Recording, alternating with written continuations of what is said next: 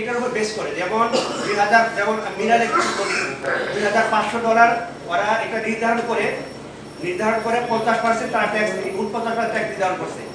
আর সিনথেটিকও $5,000 নির্ধারণ করে মূল্য তারা এটাকে 49% ট্যাক্স নির্ধারণ করছে। না 49% এটা উল্লেখ করা হয়নি। এটা এক্সেস কোড দিলে আপনার কত পার্সেন্ট ট্যাক্স এটা চলে আসে। মানে আমরা আগে $2,000 উপরে 49% দিতাম, এখন সেটা $5,000 উপরে 49% দিব আমরা।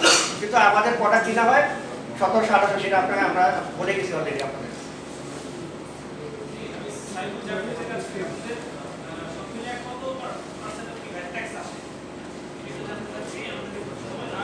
আপনি একটু আপনার কথাটা বোঝা যাচ্ছে না।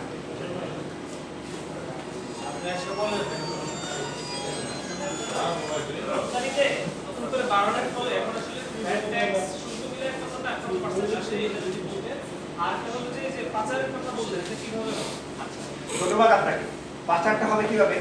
যেমন আমরা প্রোডাক্ট কিনি $2,000, $1,700, আমরা 2000 থেকে $1,700 আমরা প্রোডাক্ট কিনি। এখন মানে গভর্নমেন্ট বলতেছে তোমার এটাকে 2,500 এবং 3,200 এবং $5,000। তো এখন আমি $2,000 যদি আমি প্রোডাক্ট কিনি, আমার পিআই আমার যে কর্ম এই বয়স আছে, এই বয়সে আমার প্রোডাক্ট কিনে $2,000, উদাহরণ দিলাম $2,000।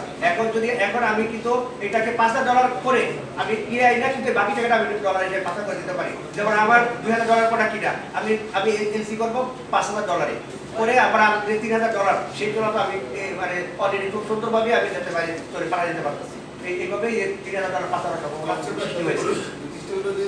আগের মতো $49 আছে, 49% আছে, কিন্তু আপনার যে এক্সপোর্টের কারণে যে দামটা বাড়ছে, এই দামের কারণে মানে আপনাদের আমি আপনাদেরকে আরেকটু শুদ্ধ করে বলি। আমি অ্যাকচুয়ালি আমার প্রোডাক্ট কিনা ধরেন $20,000 পার মেট্রিক টন। গভর্নমেন্ট এটাকে ট্যারিফ করে দিয়েছে $5,000।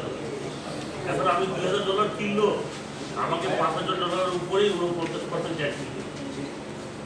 তাহলে আমি যদি $5,000 এলসি করি, তাও তো আমার 49% দিবে। সেটা ছিল $2,000, $3,000 চলে গেল না। সেটাই বললাম, আমি কিন্তু আমরা চিন্তা করতে পারবো না। শুল্কের আগে কত 49% আছে,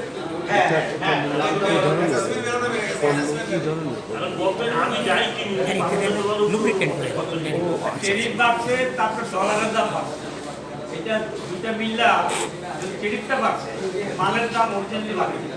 বিদেশে আপনারা জানেন তেল সম্বন্ধে, তেল, স্বর্ণ, লোহা এগুলির দাম দিল্লি নির্ধারণ করে, এগুলির দাম কিন্তু বাড়ে নেই।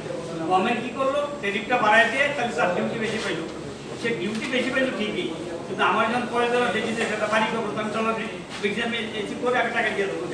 আমি কিন্তু $2,000 এই জায়গাটা একটা সম্ভাবনা আছে টাকা পাতার, ঠিকই আমার।